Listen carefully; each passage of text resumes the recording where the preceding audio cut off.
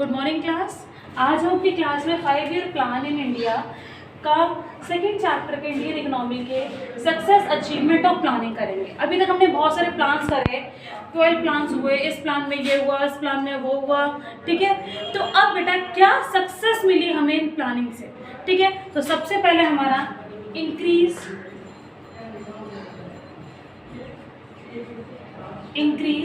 क्या चीज इंक्रीज हो गई बेटा हमारी? Increase in national income. Increase in national income, जो नेशनल इनकम थी इंक्रीज हो गई। आप जानते हैं नेशनल इनकम क्या है? नेशनल इनकम क्या है? सम ऑफ फैक्टर इनकम, ठीक है। नेशनल इनकम इंक्रीज हुई तो नेशनल इनकम क्या इंडिकेट करती है बेटा? Clearly indicate that the growth of Indian economy, ठीक है। क्या इंडिकेट करती है? clearly indicates the growth of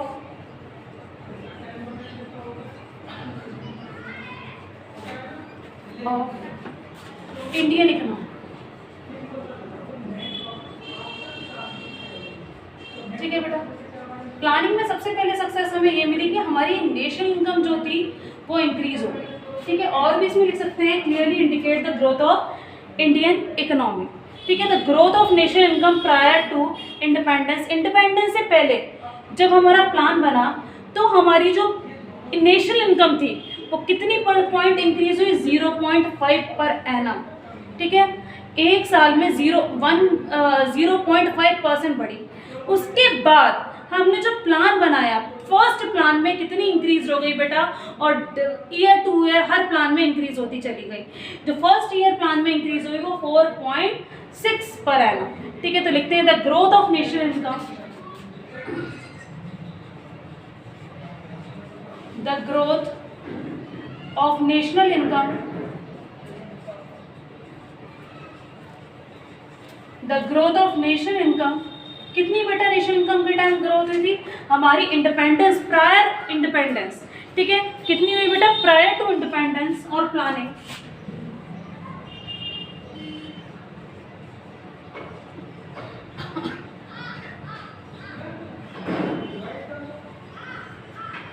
ठीक है। लिखो बेटा the growth of national income prior to independence और planning was just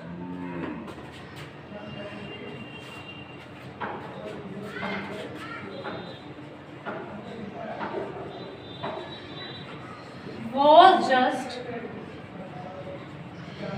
0.5% per annum, ठीक है।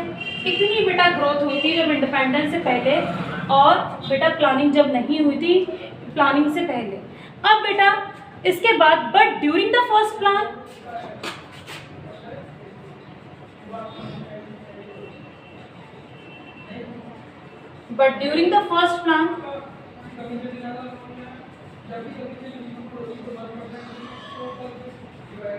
it increased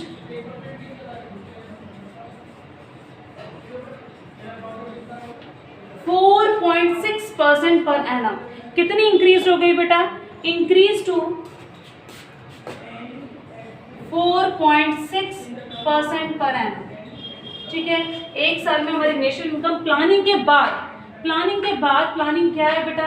इकोनॉमिक प्लानिंग क्या है? हमें इकोनॉमिक प्लानिंग करनी है, अपने गोल्स को सेटअप करना है, setting some goals to achieving, हमें टारगेट करना है, हमें ये देखना है कि हमारे पास लिमिटेड रिसोर्सेज हैं और उन लिमिटेड रिसोर्सेज को कैसे बेस्ट यूटिलाइज करें, ठीक है। तो सबसे पहले क्या हुआ हमारा? Increase in national income. National income increase हुई हमारी प्लानिंग के बाद, ठीक है। अब सेकेंड पॉइंट बेटा, नेशनल इनकम इंक्रीज हुई तो पर कैपिटा इनकम भी इंक्रीज हुई।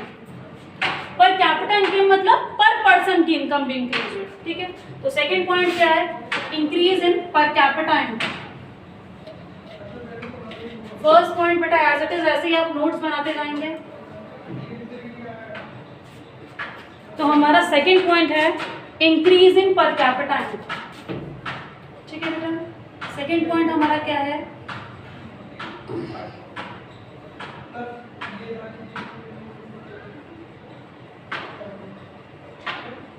इंक्रीज इन पर कैपिटा इनकम। कैपिटा इनकम बेटा मीन्स पर पर्सन इनकम, और वो कैसे निकलती है आप लोगों ने क्लास 10th में भी पढ़ा होगा। पर कैपिटा इनकम मतलब total income upon total population, ठीक है।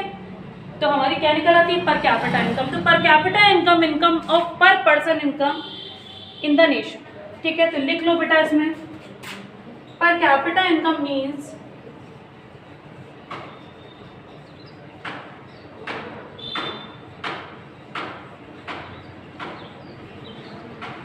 per capita income means per person income in a nation.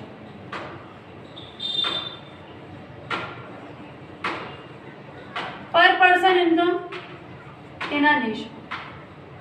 तो बेटा उस टाइम पीरियड पर कैपिटा इनकम कितनी थी, पर पर्सन की इनकम कितनी थी। तो पर कैपिटा इनकम मतलब क्या है, पर पर्सन इनकम।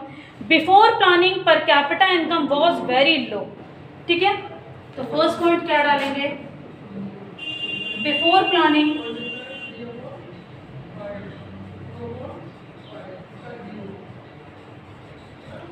प्लानिंग पर कैपिटा इनकम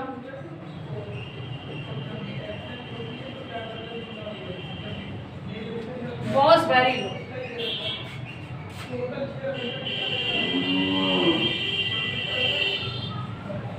पर पर्सन की इनकम कितनी थी बेटा उस टाइम पीरियड देखी जाए तो पर पर्सन की इनकम थी ओनली 230 रुपीज पर ईयर। अगर हम देखते हैं बेटा कुछ लोग तो कमाते होंगे, कुछ लोग नहीं कमाते होंगे, ठीक है। तो पर पर्सन की अगर कैलकुलेट करी जाएगी टोटल पॉपुलेशन में से निकाली जाएगी तो 230 रुपीज, ठीक है। ड्यूरिंग द फर्स्ट प्लान क्या होगा बेटा, फर्स्ट प्लान के according during the first plan के बाद बेटा ये बड़ी फर्स्ट प्लान जब बना, फर्स्ट 5 ईयर प्लान बना, it shown as increase 2.7 which is still slow। बेटा इंक्रीज कितनी हुई बेटा उस टाइम पीरियड में, ठीक है। प्लान इट इंक्रीज 2.7, ठीक है। इट इंक्रीज्ड कितनी हुई बेटा 2.7% पर विच इज स्टिल स्लो। बढ़ भी रही है तो कैसे बढ़ रही है बेटा, स्लो। पर हम अगर 11th प्लान में देखते हैं, अगर हम 11th प्लान की बात करते हैं, अगर हम but the 11th plan it grows up to 6% per annum. तो बेटा लिख सकते हैं इसमें but in 11th plan it grows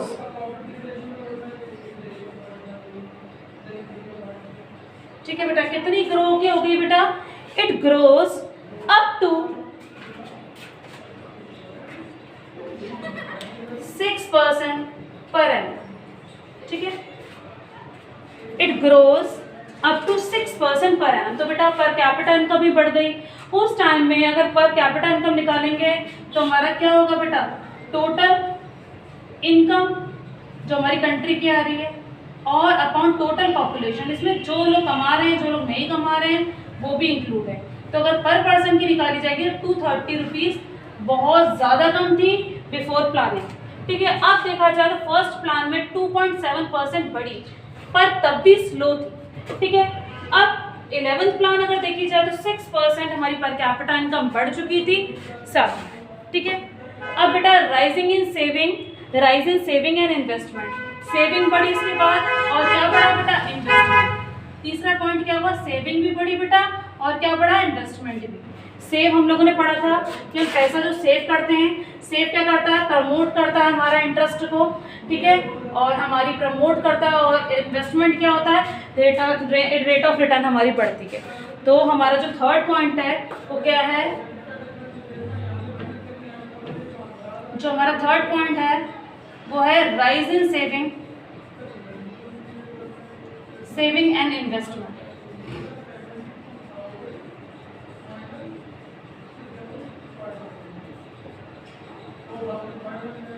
ठीक है। Rise in saving and investment, saving हमारी राइज हो रही है और इन्वेस्टमेंट भी।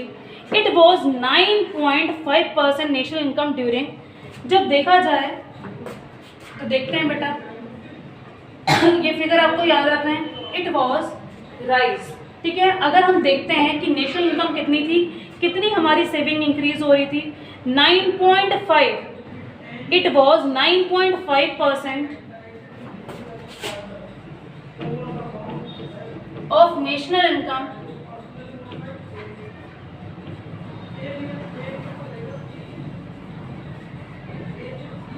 जो हमारी नेशनल इनकम आ रही है उसका 9.5%, ठीक है, 9.5% ड्यूरिंग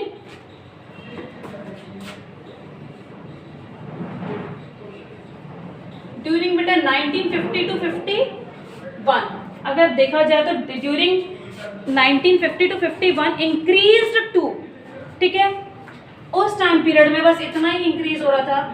अब कितना हो गया बेटा, इंक्रीज्ड टू 31.3, ठीक है, 31.3 किसमें हो गया बेटा, 11th plan, 31.3% in 11th plan.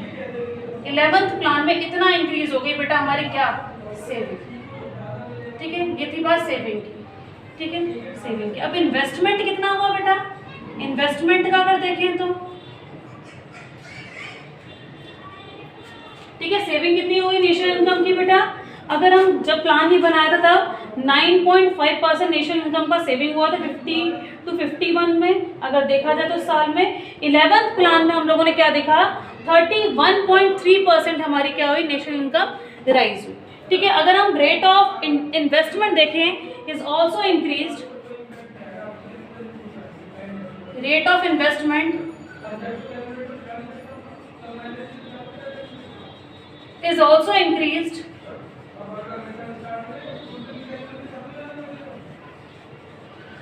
Rate of investment कितना इंक्रीज हुआ बेटा हमारा, हम किस टाइम पीरियड में देखें तो 9.3% ऑफ जीडीपी कब हुआ बेटा, 1950 से लेकर 1951 तक।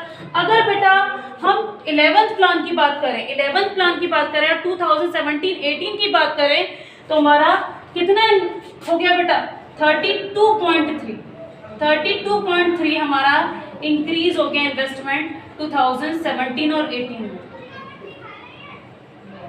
2017 और 18 का सिनेरियो लेके चले, ठीक है, तो हमारा कितना इंक्रीज हो गया बेटा इन्वेस्टमेंट, 32.3%, ठीक है बेटा। ये काम बेटा हमारा rise in saving and investment. अब बेटा जो फोर्थ पॉइंट है वो हमारा क्या है, फोर्थ पॉइंट हमें ये बताता है कि change in agriculture. Change in agriculture में हम लोग क्या देखेंगे, चेंज इन एग्रीकल्चर में क्या देखेंगे, एग्रीकल्चर पीरियड में क्या सक्सेसफुल हमें मिला, एग्रीकल्चर में क्या क्या चेंज हो गई, ठीक है, देखते हैं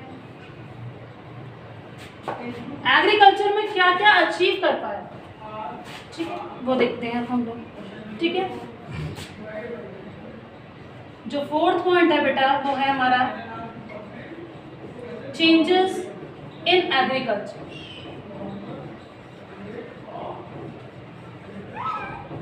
ठीक है। एग्रीकल्चर में बेटा हमें क्या क्या चीजें चेंजेस मिली, तो एग्रीकल्चर में हम लोग देखते हैं बेटा क्या क्या चीज। सबसे पहली चीज हमारा इंस्टीट्यूशनल चेंजेस और लैंड रिफॉर्म, ठीक है। पहला जो चेंज है वो हमारा क्या है, लैंड रिफॉर्म, इंस्टीट्यूशनल चेंजेस,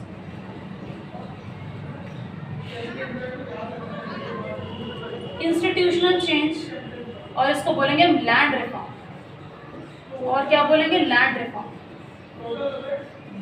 तो बेटा लैंड पे क्या क्या रिफॉर्म मिले हमें, क्या क्या चेंजेस हुए, ठीक है।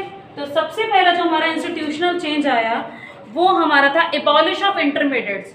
जो जमींदार थे बेटा, जो हमारे ब्रिटिशर्स थे, ठीक है, ब्रिटिशर्स थे, उसको एबॉलिश कर दिया गया, खत्म कर दिया गया। तो क्या है बेटा, पहला पॉइंट हमारा क्या है, एबॉलिश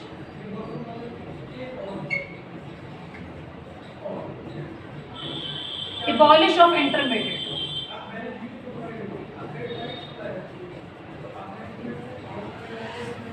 ठीक है, एबॉलिश कर दिया गया इंटरमीडिएट्स को।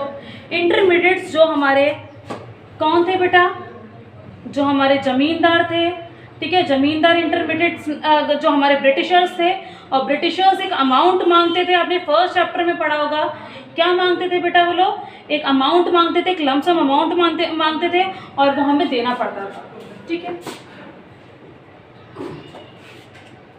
ठीक है, इंटरमीडिएट्स, ठीक है। अब क्या है बेटा, modernisation of regulation of rent, ठीक है। सेकंड क्या है बेटा, एबॉलिश कर दिया किसको, ब्रिटिशर्स को हमने एबॉलिश कर दिया सिस्टम में, ठीक है, क्योंकि पहले जमीन 3 ट्रायंगल ये वाला सिस्टम चलता था, ठीक है, किसके बीच में, फार्मर्स के बीच में, जमींदार के बीच में और ब्रिटिशर्स, तो इसको खत्म कर दिया बेटा, ठीक है। अब जो सेकंड पॉइंट क्या, लैंड रिफॉर्म, क्या क्या चेंजेस आए लैंड रिफॉर्म में, सेकंड जो चेंज आया वो modernisation and regulation of rent,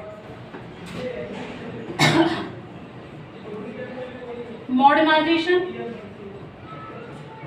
and regulation of rent,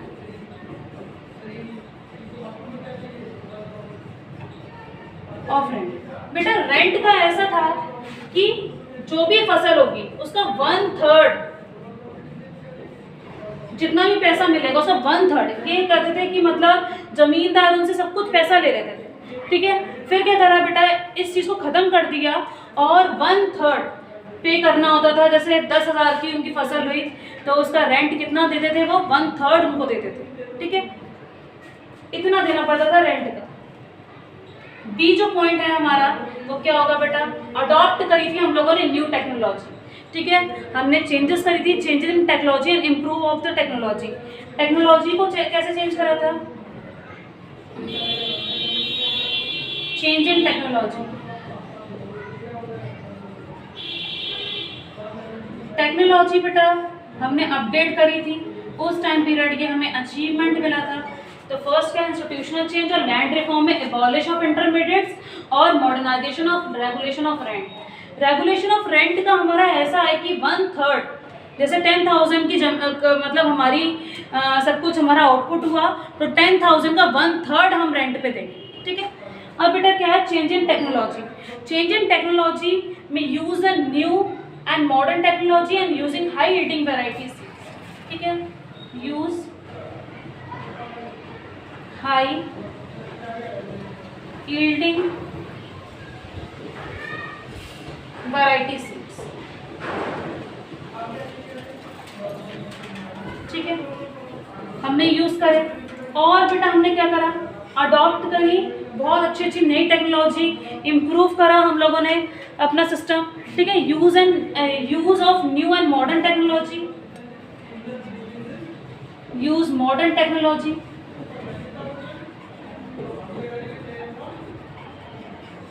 use modern technology भी लिख सकते हैं, ठीक है बेटा। तो हमने क्या करा, use high yielding variety seeds हमने करे, ठीक है, सीड्स, और हमने मॉडर्न टेक्नोलॉजी को अडॉप्ट किया, ठीक है। तो ये चारों चीज़ें थी बेटा हमारी, इंक्रीज हुई हमारी नेशनल इनकम, ठीक है, HYB सीड्स आप लोग जानते होंगे, ठीक है, हमारी इंक्रीज हुई नेशनल इनकम, इंक्रीज हुई पर कैपिटा इनकम जो पर पर्सन की इनकम थी, और बेटा हम लोगों ने क्या पढ़ा कि हमारी क्या इम्प्रूवमेंट हुआ, राइज हुई सेविंग और राइज हुई इन्वेस्टमेंट, और हमारी एग्रीकल्चर पॉइंट ऑफ व्यू में हमारी क्या क्या चेंजेस है, ठीक है। तो जो नेक्स्ट टॉपिक है बेटा वो हमारा है growth of diversification of agriculture, और इंडस्ट्रीज में क्या क्या चेंज आया वो नेक्स्ट क्लास में पढ़ेंगे, ठीक है। तब तक के लिए इतना बेटा, आप लोग चेंज इन एग्रीकल्चर यहाँ तक 4 पॉइंट्स जो आज मैंने करा दिए उसके नोट्स प्रॉपर कंप्लीट होने चाहिए। ओके बेटा, कंटिन्यू, उसके बाद आपको 5th जो पॉइंट है वो कल की क्लास में मिलेगा। Goodbye, have a nice day.